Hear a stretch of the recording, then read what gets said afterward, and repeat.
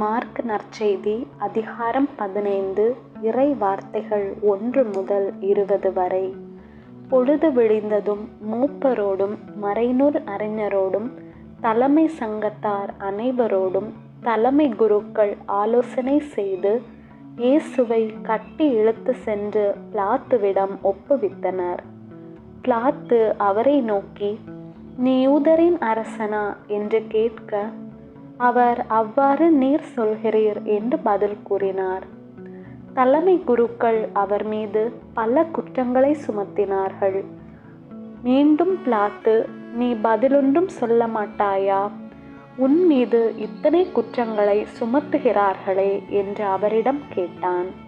இயேசுவோ எப்பதிலும் கூறவில்லை. ஆகவே பிலாத்து வியப்புற்றான்.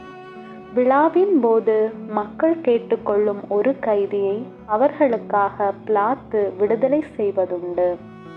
பரபா என்னும் கைதி ஒருவன் இருந்தான். ஒரு கலகத்தில் கொலை செய்த கலகக்காரர்களோடு பிடிப்பட்டவன் அவன்.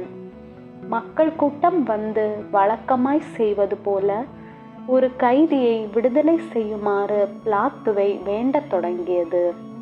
அதற்கு பிலாத்து, "யூதரின் அரசரை உங்களுக்காக நான் விடுதலை செய்ய வேண்டுமென்று விரும்புகிறீர்களா?" என்று கேட்டான்.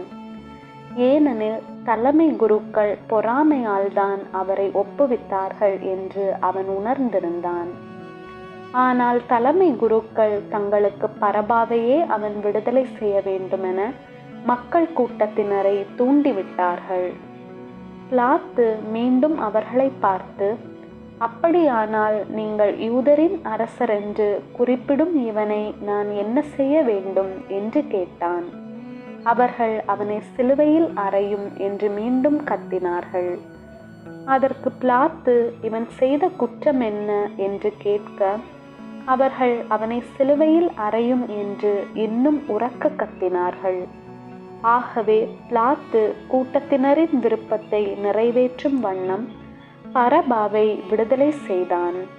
இயேசுவை கசையால் அடித்து சிலுவையில் அறையுமாறு ஒப்புவித்தான். பிறகு படை வீரர் அவரை ஆளுநர் மாளிகையின் முற்றத்திற்கு இழுத்து கொண்டு போய் படைப்பிரிவினர் அனைவரையும் கூட்டினர். அவருக்கு செந்நிற ஆடையை உடுத்தினர். ஒரு முள்முடி பின்னி அவருக்கு சூட்டி, "யூதரின் அரசே வாழ்க" என்று அவரை வணங்கத் தொடங்கினர்.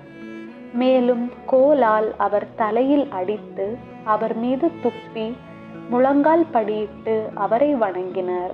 அவரை ஏளனம் செய்த பின் செந்நிற ஆடையை கழற்றிவிட்டு அவருடைய ஆடைகளை அணிவித்து அவரை சிலுவையில் அறைவதற்காக வெளியே கூட்டி சென்றனர்.